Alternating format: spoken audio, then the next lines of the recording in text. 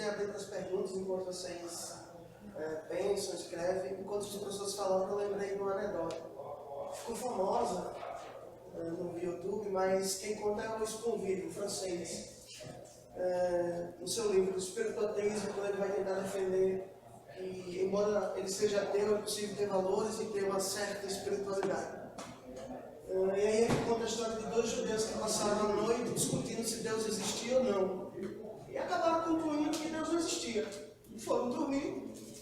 No outro dia seguinte, bem cedo, o primeiro judeu acordou, não achou o seu colega e ficou preocupado. Foi lá fora, o colega estava no tapete estirado e fazendo suas rezas e suas reverências. Suas invocações e reverências. E o colega dele pergunta, mas a gente não decidiu ontem que Deus não existia? E o que rezava, o que fazia suas invocações, disse, e o que Deus tem a ver com isso? Percebe? É o que o Valdinei falou e um pouco do que o Genaro fala. Religião não é crença. Religião não é apenas crença. Não é apenas um sistema de ideias. Não é aquele que o Terry Ingleton, no livro que ele tem, debate sobre Deus, revolução, ciência e religião, ele vai dizer, olha, não tente convencer um religioso do contrário do que ele pensa. Porque esse processo é tão complicado quanto o processo que o fez se converter àquela religião que ele segue. É o mesmo processo. Então, quando eu penso em pessoas como Richard Dawkins, Sam Harris, os cavaleiros do ateísmo moderno, né? Daniel Dennett, então a gente pensa num tipo de ciência que sequer é hegemônica, que se pensa hegemônica, e não para pensar, para usar os termos da fala do Genaro, não para olhar as margens. E as margens são importantes. E aí eu já passo para a minha pergunta, que vai ser bem rápida para os dois, e abro para vocês, tá? Primeira pergunta para os dois. Nós fazemos ciências da religião, ou tentamos fazer ciências da religião. Qual é o limite, se é que ele existe, do discurso, da interpretação? Até onde eu, como cientista da religião, posso ir ao descrever, interpretar determinado fenômeno ou determinada experiência? Eu falo isso no seguinte sentido. Até que ponto me cabe, se é que isso é possível também, dizer o que é certo e o que é errado. Vamos trabalhar com essas categorias em determinadas práticas, pensando em relações sociopolíticas. O que é certo e o que é errado naquilo que aquela religião faz e repercute na sociedade.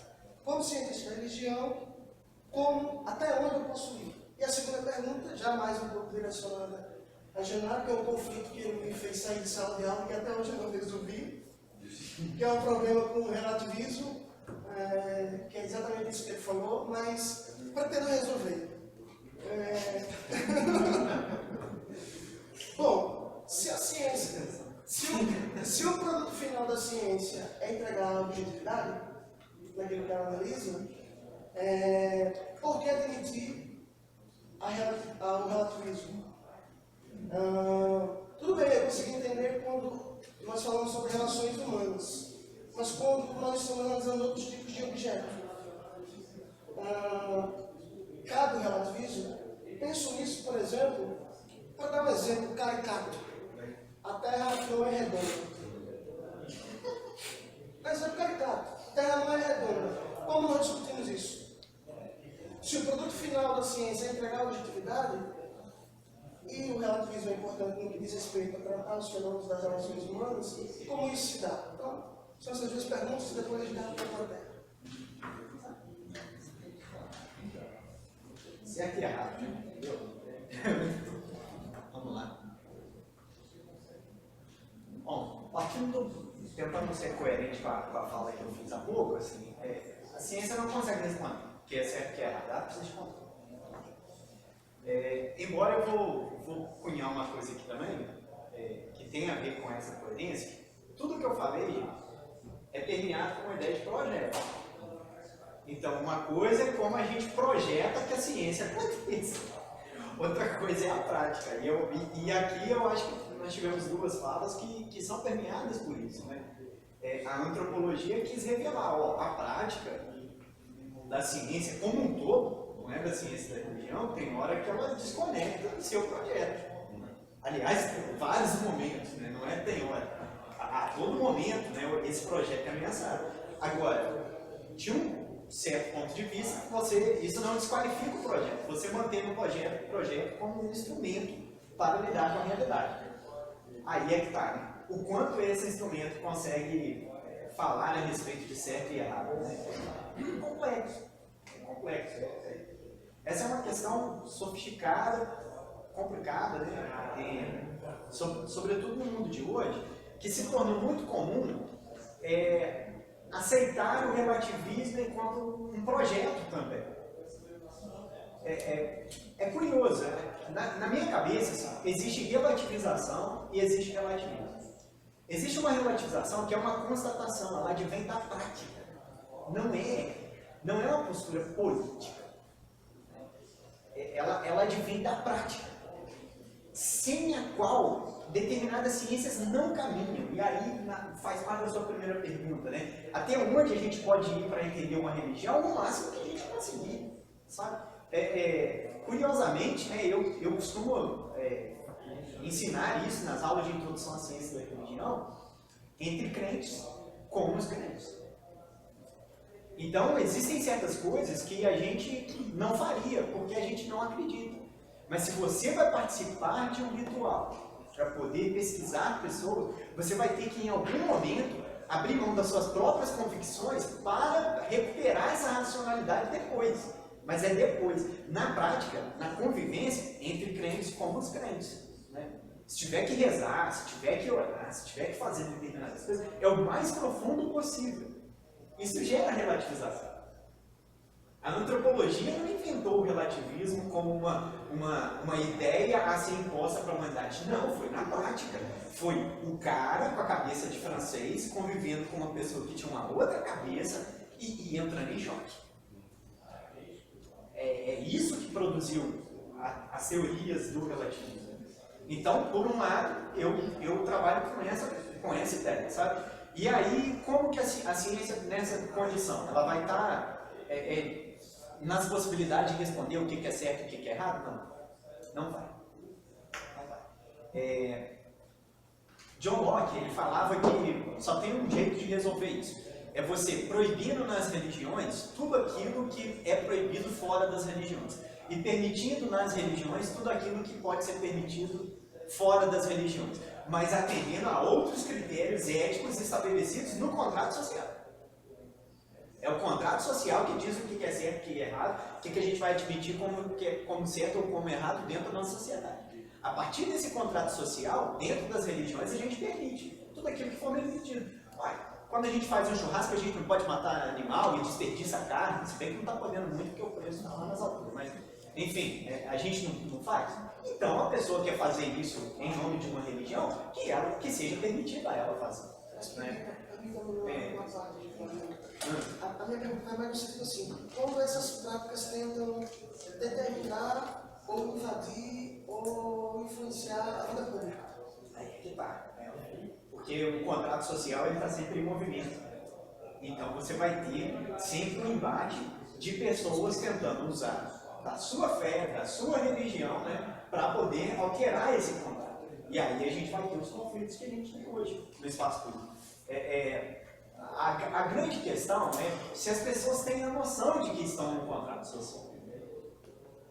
Entende? Porque a gente está num mundo em que as pessoas não entenderam direito o que é ser liberal. Entende? Marx é um pós-liberal. O Marx, ele é assim, gente, o contrato liberal aqui, ele garantiu várias coisas aqui importantes, mas ele deixou umas distorções de lado. Então vamos tentar resolver isso. Só que a gente está num mundo que está aquém do liberalismo.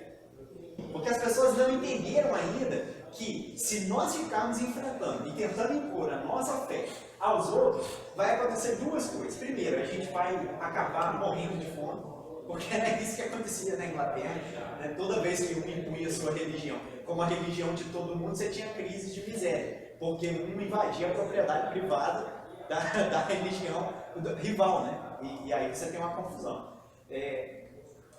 Essa não é uma experiência que brasileiros têm, entende? É uma experiência importada, então a gente vai ter que... A gente está em construção, né? E aí tem esse princípio que as pessoas às vezes não captaram, né? Vários de nós não captaram, e tem um outro problema também, que advém desse contrato liberal, né? De que mesmo se você impor a sua fé ao outro, ele vai aderir só para não morrer. Entende? Se eu não gosto de homens se beijando e eu baixo uma lei que homens não podem se beijar no espaço público, eles até podem aderir por lei, mas em outros lugares, na hora que tiverem a oportunidade, só se beijar. Entendeu? E aqui eu fui para um aspecto que pouco tem a ver com religião, mas acaba entrando porque as religiões têm pretensão de regulação, né? Ou os religiosos. E aí eu acho que a gente deveria recuperar a ideia de projetos divergentes, ou diferentes, não necessariamente são divergentes. O que acontece? Religião e ciência, em vários momentos, caminham juntos. Muita gente descobriu coisa importante porque acreditava que estava sob um mandato de Deus, sabe? Sob uma missão divina. E aí descobriu coisas importantes na ciência com isso. Einstein era um cara que falava, né? Tudo é um cara envolvido, assim, engajado. Agora, na prática, em termos de projeto, a gente deveria, a meu ver, guardar o projeto de diferença, porque isso ajuda a fazer a passagem, sobretudo para não fazer o que você acabou falando, né? Tentar desconverter uma pessoa, né? Porque isso é tão doído quanto o processo de conversão. E aí explicando que a ciência ela é útil, ela não é rival das favelas, ela é útil. Se você acredita em seleção natural, pouco importa. O que importa é que você manda áudio no WhatsApp todo dia. E toda vez que você manda um áudio no WhatsApp, aquele áudio foi construindo, presumindo a teoria do gato. Presumindo que os ouvidos evoluíram de forma a não escutar todos os sons, a priorizar alguns. Então você prioriza aqueles que o ouvido humano percebe e grava ele. Então o arquivo pode ficar menor a ponto de passar pela internet. Porque se nós gravássemos o som todo, não passaria, porque o arquivo ia ficar grande demais. Então a gente está usando Darwin a todo momento quando a gente manda áudio para o WhatsApp, mas não sabe. Entende? Eu acho que a gente deveria caminhar para esse processo. Ó, ciência é isso aqui, não faz dar o sentido das coisas, religião é aquilo lá. Em termos de projeto. Aí na prática, eu vejo as considerações. E fazendo já a distinção entre ciência e política, de acordo com o Weber, as questões de escolha, né? As questões do que fazer, as questões da ação especificamente, são questões políticas, não são questões científicas. E aí a ciência não tem que dizer se isso é certo para ela tem que explicar. Entende? E as questões do que fazer, quais decisões, e principalmente na esfera pública, são questões políticas. Isso é questão para política. Né? Aí você vai captar mais a ciência e a política, elas podem se misturar? Para algumas pessoas sim, para mim não. Nesse sentido, em que eu sou um pouco bastante weberiano nesse sentido. Você interfere a construção daquilo que para mim deveria ser o papel da ciência, que é traduzir. E aí quando eu estou falando ciência, eu não estou falando ciências humanas. Porque aí esse papel se mistura. Porque para mim, ciências humanas, o termo ciência, antes de humanas, ele para mim é um efeito retórico para a gente ter financiamento e não perder dinheiro.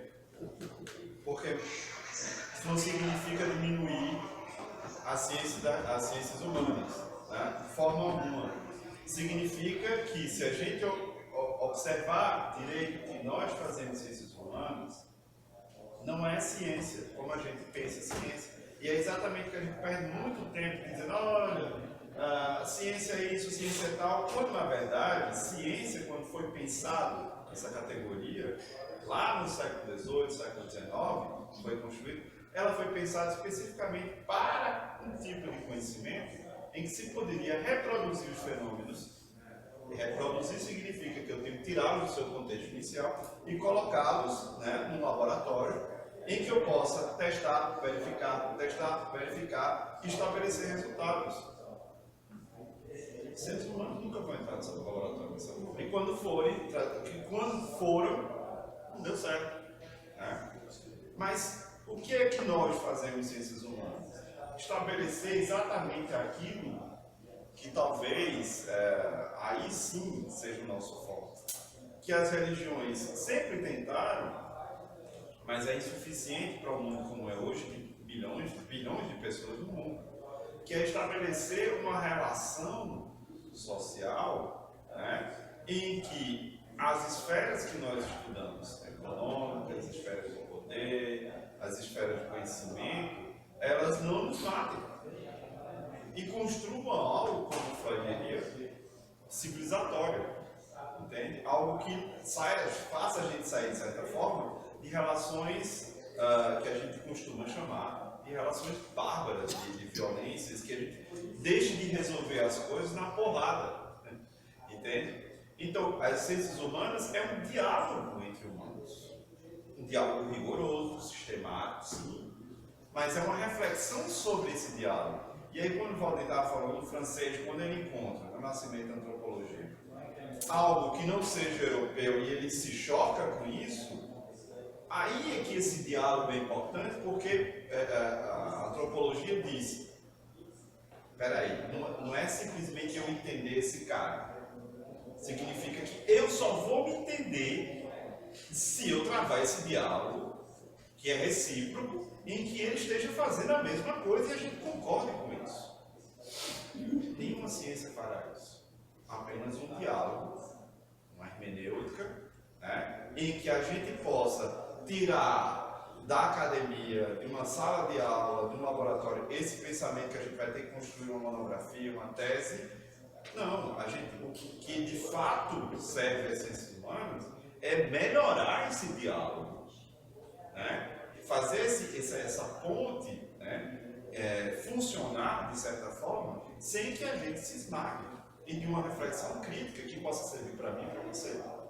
É um projeto nobre, talvez mais nobre do que a própria ciência dura, como a gente chama a fazer, né? E aí sim, vejam, imaginem se a classe política, né, que, digamos assim, se a esfera política se fosse reduzida apenas para a classe política, se eles lessem ou se eles conseguissem entender esse projeto de relações e diálogo, as coisas funcionariam muito mais, né? A gente não traria uma ordem da polícia para invadir um baile funk, para matar pessoas que estão se divertindo, porque eu estou entendendo que aquilo ali não é uma balbúrdia, é uma diversão no lugar onde 120 mil pessoas não tem diversão, não tem parque, não tem nada, não tem um pé de árvore, né? Diz aqui, né? A praça, se você ver a praça de Paraisópolis, são 3 árvores e o resto é construção de concreto, onde as pessoas se sentam e jovens passam o dia todo ociosos, né? Sem conversa, sem criar, e tem que impulsionar uma criatividade por alguma forma. Então imagine que ali serve o conhecimento. É lógico que ali, naquele momento, vai dar uma bomba relógio. Todo cientista humano consegue observar aquilo ali, o psicólogo consegue observar aquilo ali, né? Então, para isso serve as ciências humanas. Como a gente melhorar a vida dos seres humanos. E por isso que o projeto das ciências humanas é tão atacado. E é o primeiro atacado em governos autoritários, né? Por quê? Porque ele mostra o seguinte: olha, você está se conformando no papel onde você está pensando, refletindo demais, tendo muita consciência, como a gente diz, né? Criticando demais. Você falou sobre o relativismo, né? Relativismo tem o ismo, como diz o Rodney, e todo ismo se aproxima de uma ideologia. Não é a antropologia não é a ideologia da relativização das relações sociais, né? É uma metodologia. E aí a gente fala de relações e de relatividade, até para escapar desse ismo, como se fosse uma militância disso. Significa dizer que, para entender os seres humanos, chega de categorias a priori, chega de coisas, de pressuposições, né, que eu vou levar para a minha observação empírica. O que eu tenho que observar? Como é que essas pessoas se relacionam? Isso é relação, isso é relatividade. E como elas se relacionam é algo único. Então, no final das contas... Aí eu vou chegar na Terra plana. Você quer que eu responda sobre a Terra plana? Sim, mas sabe o que é mais? O próprio Bauman levanta essa tese, Bruno Latour também melhora esse debate. Então nós vivemos uma espécie de ressaca da modernidade. Porque a modernidade tinha esse projeto de categorias a priori. O iluminismo tinha esse categorias. Então nós vivemos uma ressaca. Você fala num termo pós-verdade, né? Pós-verdade. Alta modernidade já deixou até de ser lido. Então é isso, né? Mas veja só, vamos lá. Qual é o papel da ciência? A ciência humana, nesse sentido. Não é a tradução, não é a intermediação. Então, o meu papel não é resolver se a Terra é plana ou não. É entender aquele projeto que o Valdir acabou de falar da ciência da religião. Por que esses camaradas continuam, diante de tantas evidências no mundo, numa sociedade de informação globalizada, né, em que não é que o conhecimento está guardado em alguma biblioteca que você não tem acesso e portanto você não pode provar. É uma certa forma uma negação daquilo que vem sendo colocado e uma reação. Qual é o meu papel? Dizer a Terra não é plana ou entender esses caras? Por que eles existem ali hoje?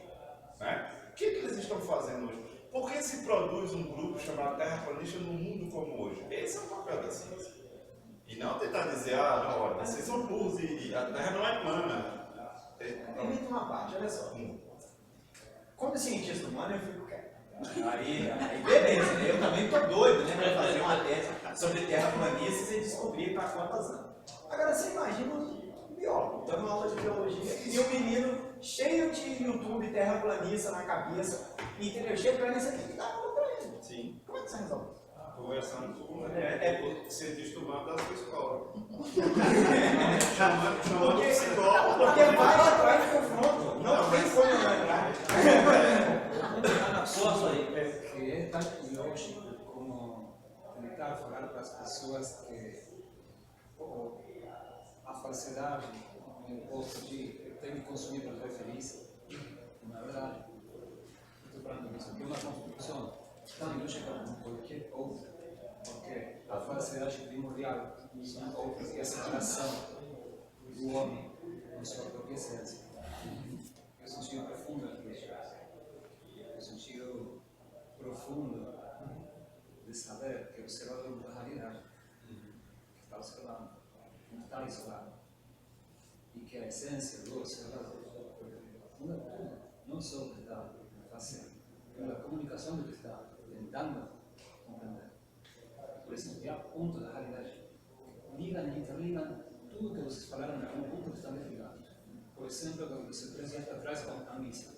Só 3 palavras, a missa, não podem ensinar. Isso mostra para todos nós que a ciência, a religião, porque se sabe, a maconha tem uso religioso ancestral de mais de 5.000 anos. Não é Oriente, na Índia, posteriormente no castafarismo na Jamaica, e posteriormente com a trazida da França, das tradições da África, para o Brasil. O Brasil mesmo.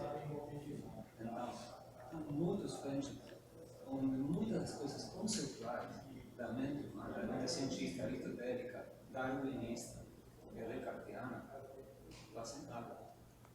Porque não pode falar anos sobre cor da maçã, sobre a natureza bioquímica de uma árvore, mas se você não prova, não tem experiência, a maçã por si mesmo, não vai saber o que é uma maçã. E se você não é a árvore que dá a vida a esse fruto, não vai saber jamais por dentro como é uma árvore. E isso só pode ser atingido por experiências transpessoais que vão muito longe de qualquer livro, de qualquer cientista que chama de cientista pode construir. É isso, eu acho, que como um não cientista da espiritualidade, que eu também sou de outro lado da mesa, eu sinto que é não declarar coisas que são ou não são, mas me deixar a liberdade de eu, como pesquisador livre, ser livre da observação das palavras dos outros observadores, que têm direito de humanizar e de conquistar com suas verdades. Agora eu percebo, eu acho que tem hora que a gente falha um pouco em presumir o pensamento unificado, sabe? Eu acho que falhou isso nesses primeiros epistemólogos, né, que tentam dizer o que é a ciência, o que é a razão e dominar a razão. É claro que as religiões têm suas racionalidades, entende? Conhecimento tradicional tem sua racionalidade. A ciência não é dona da razão, não é isso. Mas a ciência, ela é um tipo de razão que chega a determinados resultados e que criam controvérsias entre elas. Por exemplo, uma controvérsia clássica dentro da ciência e da religião é se a religião está acabando ou aumentando. Entende? Porque a gente tem evidências de que a religião está perdendo efeito, está reduzindo, e a gente tem também evidências de que a religião está aumentando. Então, é uma controvérsia que não para dentro da ciência e da religião. Ela se alimentam, né? Secularização e dessecularização, né? Aí ficam dois grupos de cientistas rivalizando. E a gente tem essa rivalidade dentro das nossas cabeças. Wittenberger, né, vai explicar isso, né? Para algumas doenças a gente toma dipirona, para outras a gente pesa. Né? Se a dor de cabeça é muito forte, né, a gente começa com dipirona, exaldina, aí ela vai passando, daqui a pouco você vai de santo, vai tentar resolver de outro jeito. Porque a gente é assim, a gente trabalha com múltiplos tipos de conhecimento dentro das nossas próprias cabeças. Então, quando a gente não entende muito bem os projetos, é que eu acho que é um problema, sabe? E aí a gente desafia o professor de biologia. Vou tentar como ele responder. explica o aluno que Aí me veja só. isso é um projeto diferente do dele.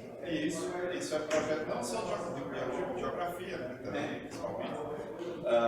Veja só. É a mesma situação que os naturalistas do século XVIII, quando traziam os indígenas para serem exibidos nos salões e nas exposições na Europa, diziam: esse camarada aqui é um ser humano ou é um homem? Ou seja, é a perplexidade diante do absurdo e da falta de explicação. Entende? Para a falta de explicação, mais ciência, não menos ciência. Então, vejam só. O que acontece? Por isso que o limite é tênue. O biólogo, se ele estiver, de certa forma, digamos uma situação utópica, uma formação, esse biólogo está falando, em ciências humanas, ele vai perceber que a atitude científica não é refutar e rejeitar, é compreender. É mais ciência a solução. E compreendendo, como alguns já fizeram, os terraplanistas, identificaram, por exemplo, que os terraplanistas, em sua origem dos Estados Unidos, são aqueles que são frustrados exatamente por não conseguirem uma carreira científica na NASA. Então, o primeiro inimigo deles é a NASA. Então, o que acontece? Uma experiência de trazer físicos, né, isso foi na Califórnia, junto com o Congresso Terraplanista, em que eles pudessem quebrar exatamente a falta de comunicação. E aí, porque a ciência, ela também, e os cientistas, na prática, na vida cotidiana, eles não são apenas cientistas, que você está falando uma bobagem, eu posso ter uma resposta para você, o biólogo, em relação ao terraplanista científica, ou eu posso ter uma atitude de violência simbólica. Mas, Tiana, eu acho que você está pensando com a cabeça de europeu demais. Porque perceba, a gente está numa sociedade em que a nota do PISA das nossas escolas particulares estão abaixo das notas dos pobres chineses. Mas a pergunta que você me fez foi o biólogo. O que o biólogo faria? Entende? Esse biólogo, ele não tem que compreender só o aluno, ele tem que fazê-lo compreender o lado do biólogo. Isso, mais ciência, essa é a resposta. Foi o que eu te disse. Mais ciência, mas assim, mais ciência humana para o biólogo. Não, mas a escola, né? Não é só o biólogo. O biólogo deveria ter um acompanhamento. Olha, tem um aluno apresentando aqui, entende? Vem cá, o que está acontecendo? Vamos entender o melhor. Porque o arriscado, ia dizer, essa aqui é a razão e foi o que a ciência fez durante muito tempo. Porque aqui está a razão e aqui está a pseudociência, que não vale, que é lixo. Isso provoca exclusão e provoca o nascimento de mais terraplanistas. Entende? A questão é, você trazendo, agregando um conhecimento multidisciplinar à escola, né? Ela não escantearia, ela não provocaria mais fronteiras. Pelo contrário, ela saberia como incluir. Não é papel do biólogo compreender o aluno que não está entendendo direito que a Terra não é plana, mas é papel da escola ter alguém habilitado para compreender esse tipo de situação quando ela ocorre. Mais ciência, não é menos. Né? É um conhecimento multidisciplinar, esse é o papel. A gente está trabalhando numa situação hipotética, tá? Mas, na verdade, é exatamente isso. As ciências humanas, como eu falei, elas se propõem a conhecer, a estabelecer uma metanarrativa sobre o diálogo dos seres humanos. É exatamente isso que a gente serve. Né? Cientistas humanos são para isso, para a gente entender como é que tem uma aberração aqui, como é que tem uma anomalia aqui. E aí a solução essa anomalia, a ciência, ela está sendo produzida devido a efeitos de qual tipo de situação.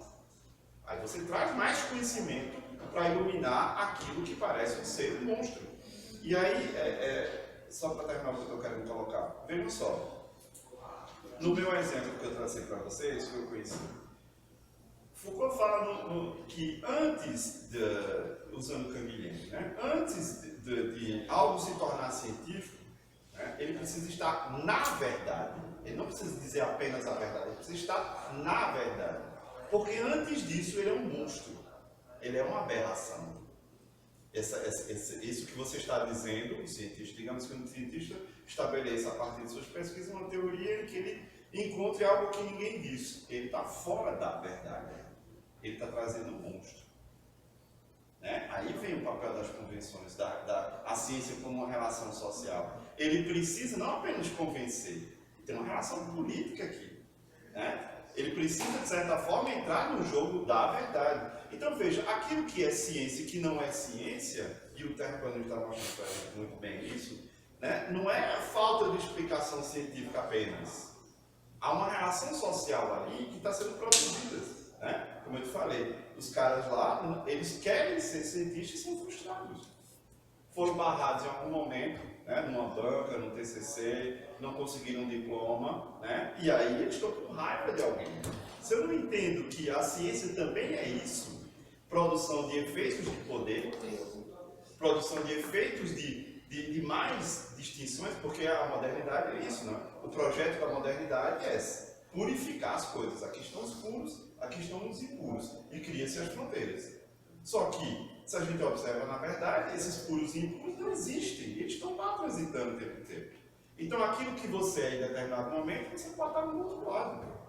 E se a gente não entende esse jogo, né, de que o tempo inteiro essas fronteiras são construídas em nome de um conceito, um estatuto, ou uma disciplina científica, ou a construção de uma carreira acadêmica de determinado pesquisador, a gente não entende essas dinâmicas.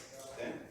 Eu acho que o nosso papel como cientista é exatamente esse, cientista humano, tá? É quebrar essas fronteiras produzidas pela modernidade, porque elas são drásticas, elas produzem esse tipo de quadro estatístico que você acabou de narrar.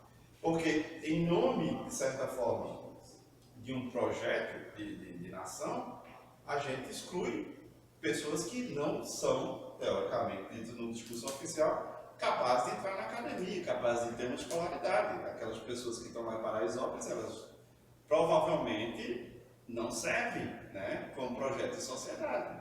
Mas, e se usa um discurso científico para legitimar isso. O discurso científico, por si só, ele é perigoso. Por quê? A gente lembra do que produziu as teorias de eugenia. Era um discurso científico. Né? E era um projeto civilizatório, né, de eliminação étnica na sociedade, social, em nome da ciência. Então, a ciência por si só, ela não tem como se legitimar se apartando das outras esferas sociais.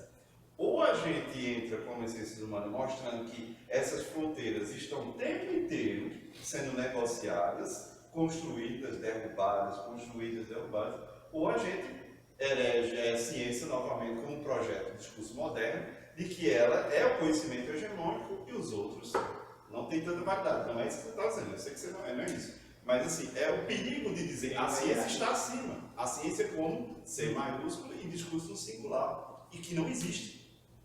Não existe. Né? O próprio projeto de ciência, o pouco que você falou, ele fala em refutabilidade. Ou seja, só tem validade uma teoria científica se ela pode ser refutável e jogada no lixo. Porque senão ela vira doutrina. Né? É exatamente o que diferencia uma teoria de uma doutrina. A doutrina ela vira a aspiração a cristalizar, a sedimentar, a criar pressupostos em que se esbarrem, mas a noção de paradigma de Thomas Kuhn vai mostrar exatamente isso. Que essas questões estão o tempo todo imbricadas, são históricas e vão se derrubando. Ainda bem. Né? Ainda bem, não somos sacerdotes do conhecimento científico, pelo contrário. Né? Não, nem queiramos ser isso, porque esse é o perigo. Né? Isso significa dizer que quem está aqui desse lado de cá sabe mais do que quem está do outro lado de lá, e não é verdade. Não é verdade. Né? Ainda bem que existem reflexões antropológicas que vão minando exatamente isso. Olha, o conhecimento, vejam só, muitas vezes a gente já ouviu falar esse discurso, analfabeto não deveria votar. Veja, esse é um projeto que estabelece um nível de escolaridade para poder você participar da vida pública. Pelo amor de Deus. Deveria ter ensino médio para se candidatar. Pois é, isso é perigosíssimo. Não é a escolaridade que te define na participação pública, na coisa pública, na esfera pública em si. Né? Tem outras questões aí no meio. Pois bem, pessoal, vamos ver para perguntas. A gente consegue fazer tete a tete. Levanta a mão e direciona a pergunta, faz para os dois. Seja, tem que ser objetivo para a gente ter o maior número de perguntas possível e o maior número de respostas. Alguém?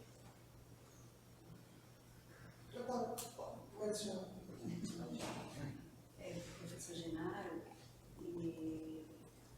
a forma como ele explica, não sei nem se vai ser uma pergunta, né, quando ele fala de puros e impuros, é como se houvesse uma necessidade de quem está do outro lado, por exemplo, Valdinei querendo entendê-lo, a gente sente uma necessidade de que alguém precisasse o tempo inteiro estar lembrando, porque é muito fácil da gente escorregar e começar a pensar diferente, né, de pensamentos tão divergentes. E parece que essa forma de colocar ou de observar, né, não seria exatamente do biólogo. Parece que são capacidades adquiridas mais no antropólogo, uma coisa de ouvir muito, e isso fica, parece como se carimbasse as pessoas ligadas à antropologia que o ouvido tem um ouvido melhor para sentir, para examinar. Porque às vezes é como se a gente entrasse em desespero e tivesse vontade de dar uma voadora. Então, assim. Eu tenho também. A gente está fazendo um papel de debate, mas eu concordo com muitas coisas que o Valdir está falando sobre. Eu me sinto no papel do biólogo que ele citou como personagem. Entendeu? É desesperador ver alguém defendendo a Terra plana. Mas aí a gente tem que lembrar o nosso papel de cientista, essa é a questão. É isso, é uma memória constante que você tem que estar a gente tem que compreender, né? Compreender, a gente não vai empurrar a cabeça do sujeito. Aí é papel de outras instâncias, mas a gente tem que chegar junto e dizer, olha, meu amigo, quem é você? O que você está fazendo? Mas no caso fácil. Hã? É um caso fácil que você está falando. Um caso mais difícil é na Bolívia, que usa a imagem Jesus Cristo em Maravilha Oriente. Isso, aqui também. Não está tão evidente. Não como ela falei, parece uma serviço paralelo. Porque eu sei, porque pessoas como vocês, que estão, podemos ser transitoriamente no meio entre Deus e o homem e as suas perguntas sobre a própria natureza, estão também no contexto da educação, né? As paletas estão falando de educação e tudo isso. Hoje, umas coisas que estão em ligação, você falou primeiro das provas, das testes PISA, tudo isso, é que a gente está aprendendo a capacidade de entender premissas básicas. A gente já necessita de estudantes, de jovens, tá? Que não tem preparação, nem sabe o que é a semiótica. Até hoje, sabe bem o que faz, a gente que sabe bem como construir, como, entre aspas, controlar as massas com um discurso, eles usam bem a semântica religiosa para controlar as massas. Para fazer coisas muito por fora das definições da ONU, dos direitos humanos e dos direitos dos povos. Então, eu acho que vocês são bons perguntadores, têm uma boa vontade de humanidade de levar para a gente não a semente de compreensão, primeiro do discurso, do que estão falando, não das religiões, nem dos conceitos religiosos, que é muito embaixo, porque isso na verdade é mais do alto, como fala o espiritismo, o cristianismo mesmo, a religião xamânica, pode ser a religião xamânica, não é xamânica. Mas tem uma opção mais básica, que é já na área, no patamar da mente, no patamar intelectual, que é a incompreensão das coisas básicas da mente. E quando a pessoa é vítima da linguagem, e é uma vitimização forçada. Hoje o povo brasileiro é vítima da linguagem, o povo boliviano é vítima da linguagem. Hoje, agora, já mesmo, é vocês, é o lugar que tem vocês, é muito importante. Você pode dar muita ajuda às pessoas, aos formadores, aos professores, às escolas, para que os meninos que hoje estão invadidos por informação sesgada, manipulada, mesmo por espíritos sagrados, tergiversados, onde tem até igrejas evangélicas que dão a Bíblia para a mulher, não gosto. Tem até essas instruções. Então, hoje, se você não é esperto, você nasce no aquário, um pouco pequeno, onde não sabe que tem paredes e pensa que os peixinhos estão vinculados a vocês no universo puro, você precisa perder uma linguagem que entra do coração. E isso acontece com muitas pessoas. E vocês podem ser uma chave, não falo a chave para o reino celestial, mas podem ser a chave para a compreensão de quem está te afastando do reino celestial, da verdade mais profunda, além do reino celestial seja uma coisa que eu sei, uma coisa que as palavras não possam jamais descobrir. Tem uma coisa assim que eu sempre carrego comigo, que a ciência ela não é boa, ela não é ruim, ela pode ser catastrófica, ela pode ser benéfica, mas o mais importante é que a ciência é útil. E que os discursos científicos, às vezes eles se impõem quase como verdades. Por quê? Porque foi difícil chegar a eles. E eles são úteis para produzir explicações. A ciência é um castelo de cartas. Então você vai produzindo explicação em cima de explicação, de base de muitas negações que tiveram que vir antes. Então quando você chega à ideia, ó, vamos assumir que a Terra é plana, que a Terra não é plana, estou até meio confundido, vai bagunça na cabeça. Vamos assumir que a Terra é redonda, vamos assumir o aquecimento global, por exemplo. Você tem ali 3, 4%, uma certa porcentagem, não sei exatamente qual, de pessoas que estudam o clima e que vão dizer não há aquecimento global. Mas a outra grande maioria que assume o aquecimento global não assume de graça. Assume por quê? Assumindo o aquecimento global, você consegue produzir uma série de outras explicações em cadeia e que você vai montando o castelo de cartas. Se você tira o aquecimento global daqui de baixo, o castelo todo desmorona. Né? E isso vale para a teoria da evolução, para uma série de outras coisas, uma série de explicações. E talvez valesse também para a área de humanas. Assim, é complicado, né? Mas eu vou te dar um exemplo desse que você está colocando. Tem um artigo de uma professora amiga e de um colega que eles foram fazer a controvérsia entre Silas Malafaia e Jean Willis na Câmara. Tá? E aí, o que é que eles vou dar rapidamente o resultado que eles colocaram. E era só, eu não me lembro qual era o objeto especificamente do tema. Eu sei que o Jean Willis, se foi mostrado no artigo, né, que o Jean Willis utilizava no seu argumento uma desqualificação no lugar de fala do Silas Malafaia por ser pastor. E, portanto, a sua fala era o tempo inteiro desqualificando para tratar o tema. Enquanto, exatamente, e principalmente na Câmara, né, que era uma audiência pública.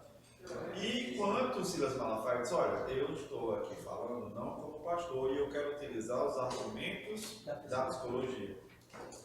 Então, um tentava deslegitimar o argumento do outro, não por argumentos científicos, mas tentando desqualificação. O guarda fala, enquanto que o outro estava tentando se posicionar a partir de categorias. Mas aí, nesse caso, a pessoa Mas, votou e calma. Aí o que eu quero colocar você. O que é que o cientista da religião faz se ele está motivado, o cientista da religião, o antropólogo lá, no caso, né? Se eles tivessem uma motivação inicial política, eles não conseguiriam relativizar essas duas, e ver exatamente o que aconteceu.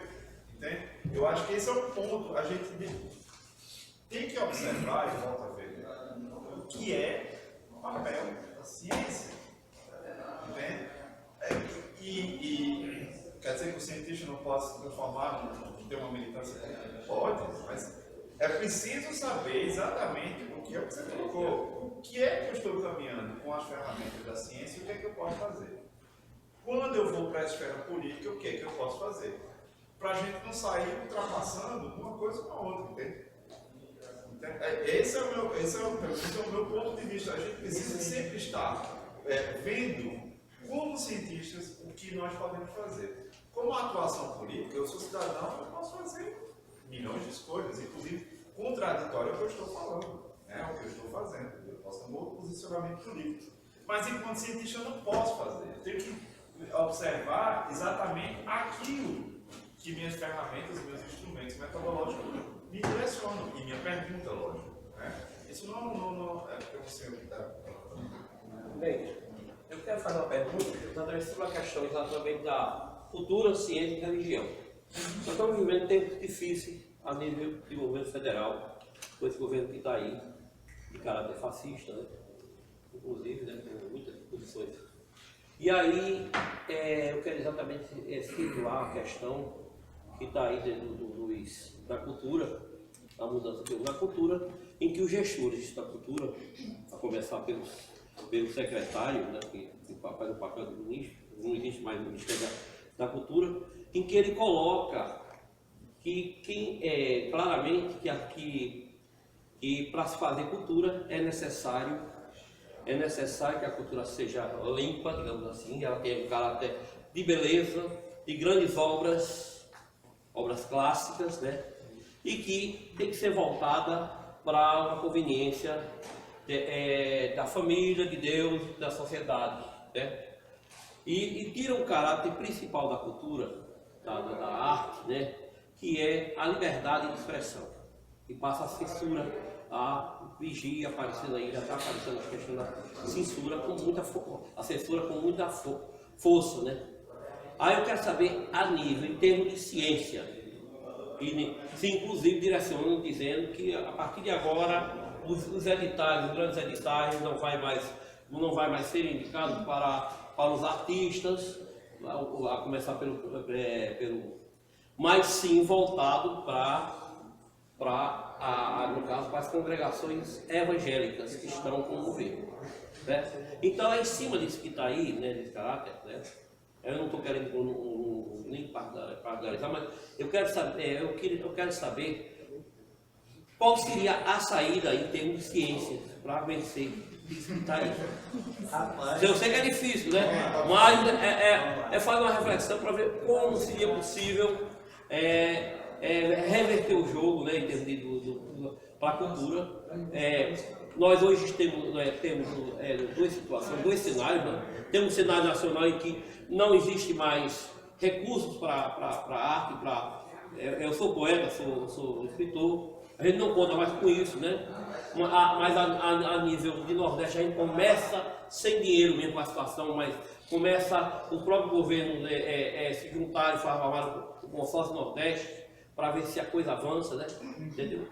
Uma situação como essa, um encontro desse é uma coisa fantástica, né? Eu vejo dessa forma.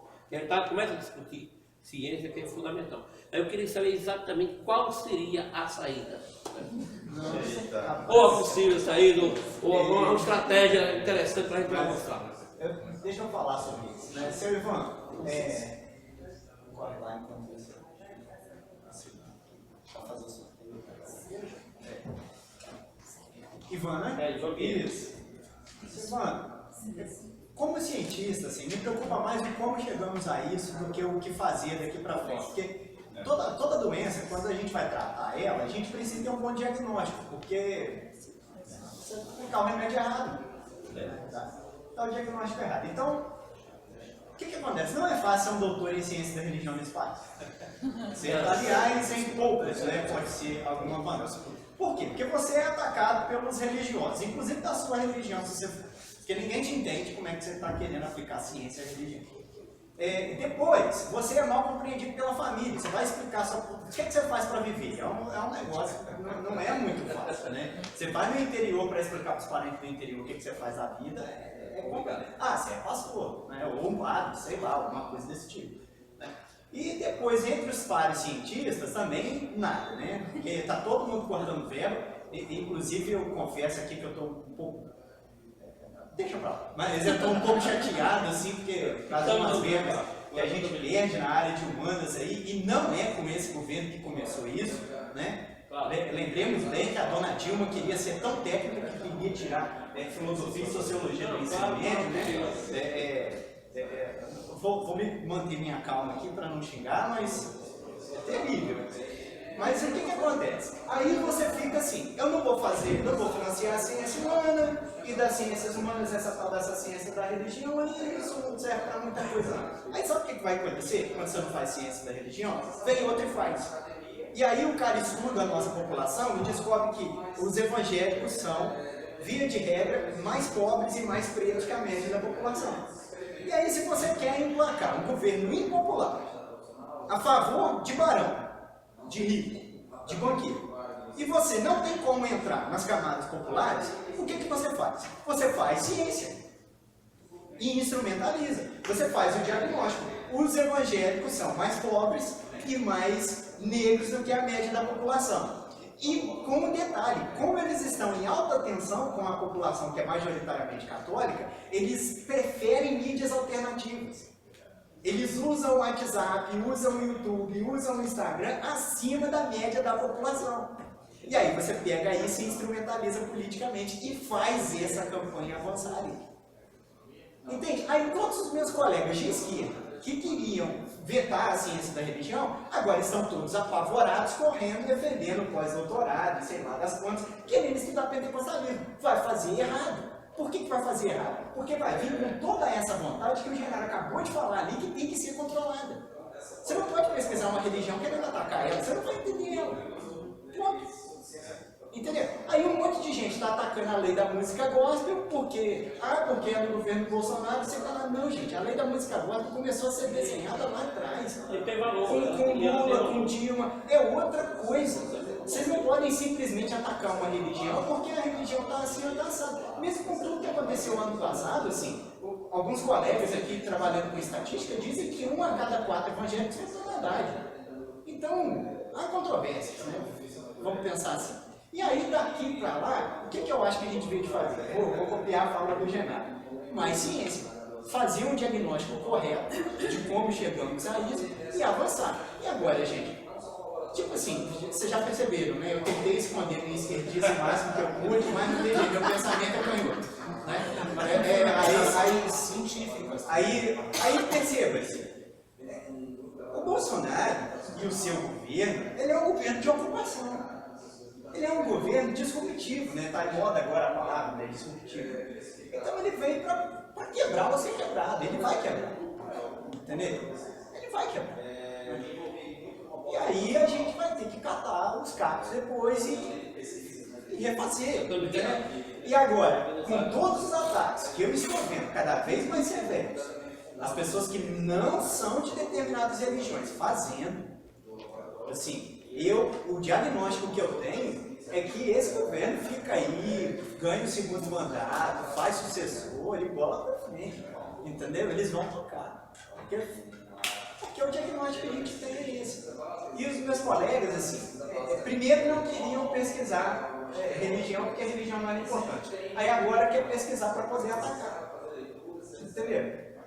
Estava errado antes, porque é elemento humano e tem que pesquisar de qualquer jeito. E está errado agora, porque não dá para pesquisar as pressas. Meu cara, você vai ter que voltar lá, você vai ter que ler as formas alimentares do Durkheim de novo. Você vai ter que ler o Max Miller, você vai ter que ler uma série de coisas que você não estava preocupado, porque você estava fazendo isso, só pesquisa sobre outra Então, é com isso que me preocupa, sabe? O meu diagnóstico para a ciência parte da posição do cientista. Porque um cientista engajado, ele faz pesquisa dentro das limites, das possibilidades, sem financiamento.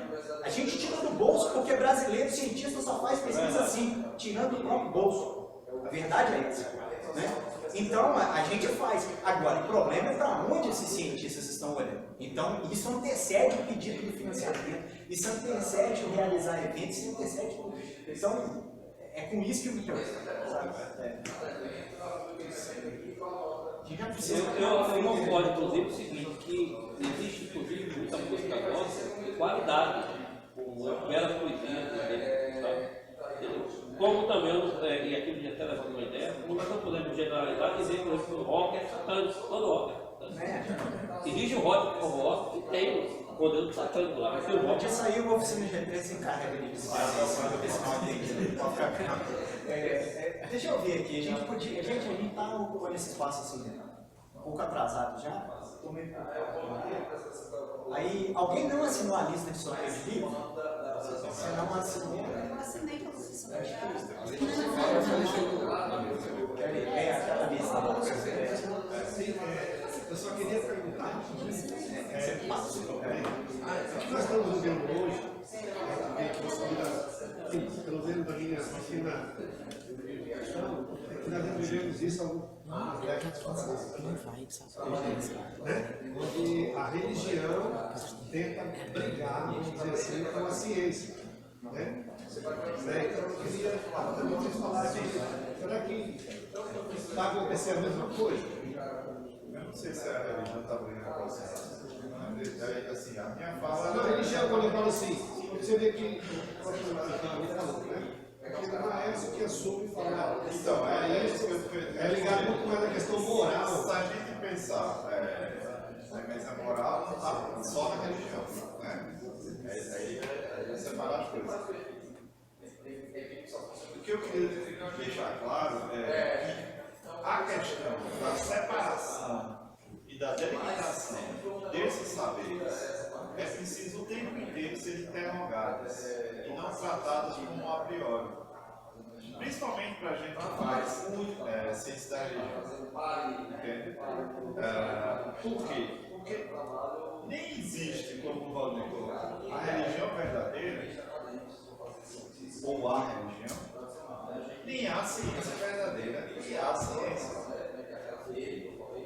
Se a gente pega esses limites e torna eles interrógados, problematizam, a gente começa a ver que, na verdade, o que a gente tem que interrogar é essas nossas pré-categorias que formulam.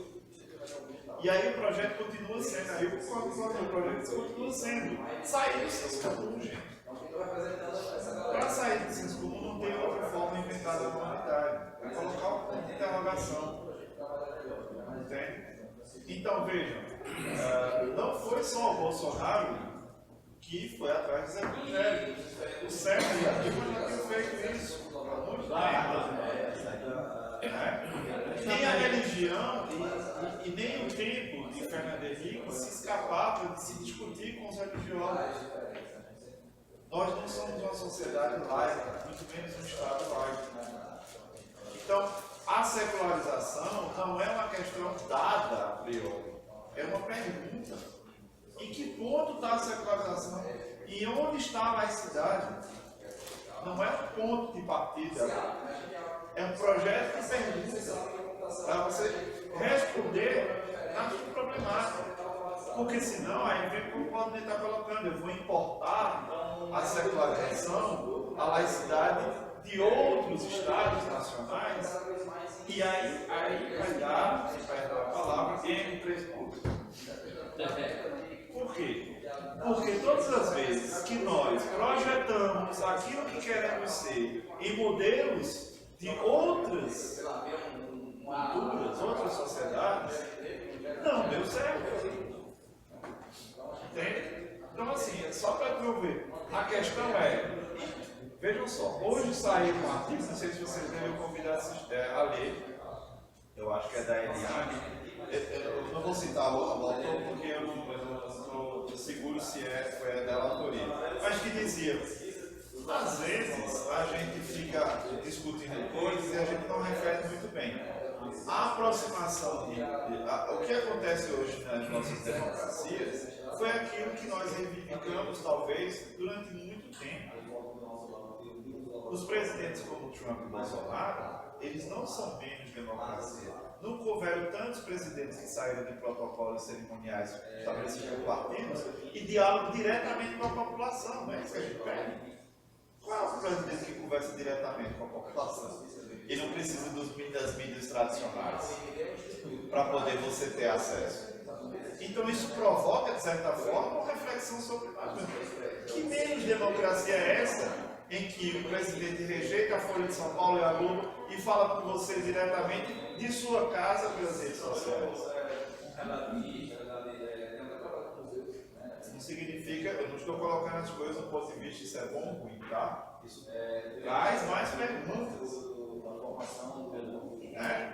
Então, podemos falar unicamente numa via de direção, há menos democracia, quando a gente traz um exemplo como esse, que nos interroga diretamente, então, novamente, para finalizar, colocar o papel, nós temos aqui, se a gente está se propondo, seja qual for, a fazer ciência, vamos tentar ver o que é que a ciência faz de verdade, porque o limite é fluido. Que limite é fluido? O meu limite, do meu lugar de fala, né? Voltando ao papel do biólogo, ele pode deixar de ser biólogo quando ele se mantenha imediatamente o terraplanista. Ele diz: o teu conhecimento é um absurdo, eu não quero conversar contigo. Isso não é papel de cientista. Qual é, de fato, o papel do cientista? Essa é a reflexão que a gente tem que fazer o tempo inteiro. O tempo inteiro. Qual é o nosso papel como cientista da religião? Ou seja, qual foi a área que nós estamos trabalhando? É tornar o tempo inteiro vivas as perguntas, senão a gente cai no papel de doutrinador. A gente cai no papel de trazer, eu poderia dizer aqui, olha, eu acredito nisso, e estou dizendo isso para vocês porque eu aprendi nos livros. É verdade. Isso é o que se faz de muito. Eu tenho os meus autores bonitinhos, eu tenho os autores que eu gosto de ler, mas eu gosto de ler principalmente aqueles que eu não gosto, porque eles me perguntam, eles me interrogam muito mais. Para mim é um desafio estudar, eu tenho o desafio de estudar coisas que eu não tenho muita afinidade, porque me desafiam. É muito fácil eu estudar uma coisa que eu adoro, que eu gosto, porque eu tenho uma afinidade a priori. E eu acho que é um pouco isso, é o nosso papel, trazer sempre isso que os iluministas já faziam há muito tempo. Se a gente pega o nascimento da ciência, era exatamente: opa, eu vou para a fogueira hoje, eu não vou, mas eu tenho que falar sobre essas coisas. Não posso me furtar, como Copérnico, Galileu, eu tenho que arriscar. E hoje é arriscado. Ser cientista é arriscado. No Brasil, então, são levadas. Exatamente. Fica um desafio. Como o Walter colocou, imagina, olha, eu estou com dificuldade com os meus amigos de esquerda, eu tenho dificuldade com as pessoas do grupo de onde eu vim, originário, que é religioso. Onde é que eu estou? É um papel de construção. A gente não está no lugar fácil. O cientista da religião, para mim, eu costumo dizer, ele é tão bandeirante, vamos dizer assim, ele é tão aventureiro, ele é tão perigoso quanto os filósofos. Basta ver os colegas de vocês, se você conversar com os colegas, o que eles enfrentam quando vão dar aula nas escolas, que a escola não entende qual é o papel dele, que era o papel do professor de cinema tradicional. Era um lugar cômodo, proselitista, ou às vezes era uma ocupação, era um professor de educação física que dava aula de religião, e aí ele fazia uma cerimônia, vamos fazer uma ação de graça. Ou ele se torna algo perigosíssimo, porque as famílias dizem: o que aquele cara está ensinando ali, pelo amor de Deus? Está falando de eu lixar com meu filho. E ele vai para cima do diretor da escola. Então imagine que é um professor de ensino religioso. Ele é tão, de sociedade poeta de moda, ele é tão perigoso como um professor de filosofia. Primeiro porque esse perigo nasceu dele. Se a gente percebe os nossos alunos, Quando chegam no segundo período, eles estão lá brigando da religião de onde eles veio, já estão sendo mal vistos como heréticos, possivelmente, né? Já estão sendo. Meu filho, de onde é que você vem com essas ideias? Eu vejo isso aqui no Facebook o tempo inteiro. E o pessoal do cara, Paulo, depois que você for para esse curso, pelo amor de Deus, Paulo. Mas é isso que a ciência faz. A ciência, no meu modo de ver, ela tem uma filosofia esse papel. Incomodar, perguntar, mas não é perguntar só para aqueles que eu não gosto, é perguntar para dentro também. Tem uma sua obrigação, né? De não cair no cientificismo e não cair na religiosidade. Ao mesmo tempo, Exatamente, e é muito fácil você ver alguém dizendo eu sou cientista, por isso que eu estou defendendo isso.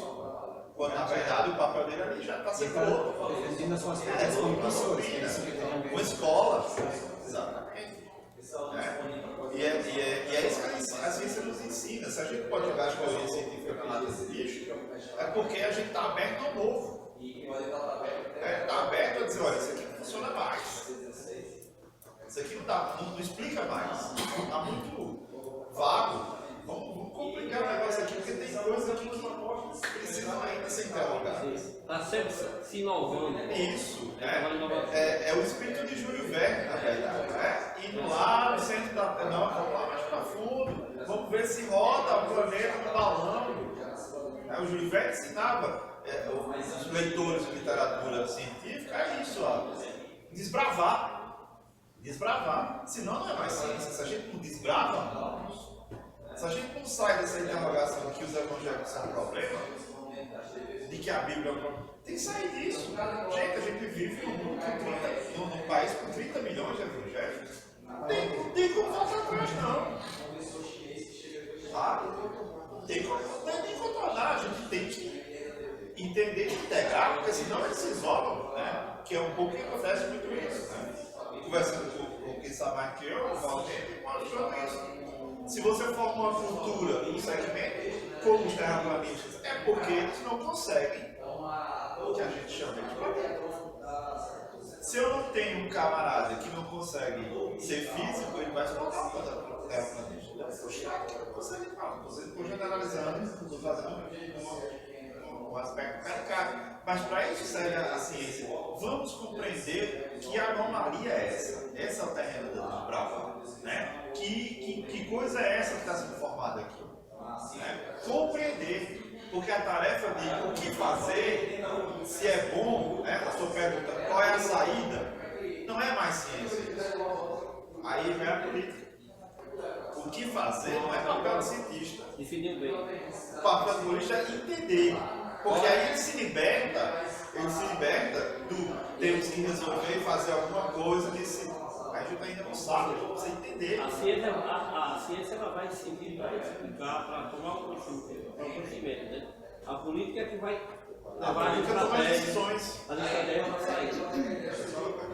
uma coisa também simples. Vocês falaram aí de evangélicos, mas eu tenho uma percepção no meu dia a dia que há um aumento dos ateus também. Existe mesmo, né?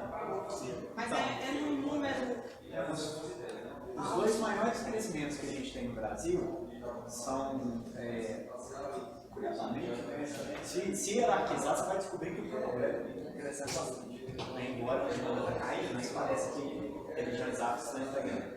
Mas os dois maiores crescimentos que a gente tem é de evangélicos, né? Então, 30 milhões daria mais ou menos de eleitores. Entendeu?